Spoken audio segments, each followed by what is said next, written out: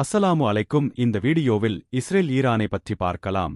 அதற்கு முன்பு இந்த வீடியோவை இப்ளீஸ் பார்க்க விடாமல் தடுப்பான், எனவே அவனை எதிர்த்து லைக் செய்துவிட்டு அல்லாஹு அக்பர் என்று கமெண்ட் செய்து சப்ஸ்கிரைப் செய்யவும்.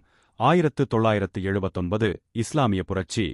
ஈரானியன் ரெவல்யூஷன் நடந்த பிறகு ஈரானில் புதிய இஸ்லாமிய அரசு உருவானது.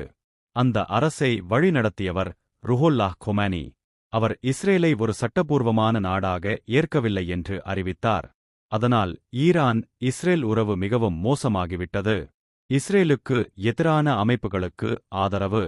ஈரான் இஸ்ரேலுக்கு எதிராக போராடும் குழுக்களுக்கு ஆதரவு அளிக்கிறது. உதாரணம்: ஹெஸ்பொல்லா, லெபனான், ஹமாஸ், பாலஸ்தீன். இந்த குழுக்கள் இஸ்ரேலுடன் பலமுறை போரிட்டுள்ளன.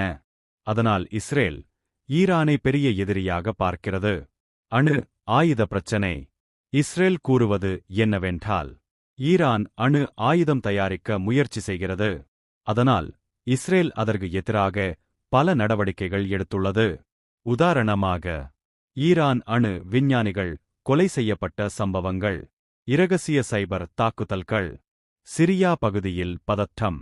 சீரியா நாட்டில் ஈரான் தனது படைகளை வைத்திருக்கிறது. அதை எதிர்த்து இஸ்ரேல் பலமுறை வான்வழி தாக்குதல் நடத்தியுள்ளது. இதனால் இரு நாடுகளுக்கும் இடையே பதற்றம் அதிகரித்தது.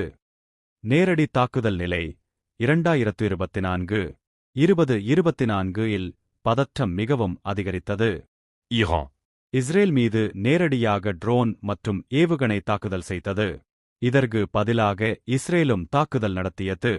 இதனால் உலகம் முழுவதும் பெரிய போர் ஆகுமோ என்ற பயம் ஏற்பட்டது.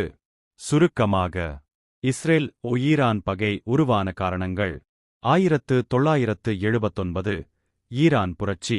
இஸ்ரேலுக்கு எதிரான அமைப்புகளுக்கு ஈரான் ஆதரவு. அணு ஆயுத பிரச்சினை.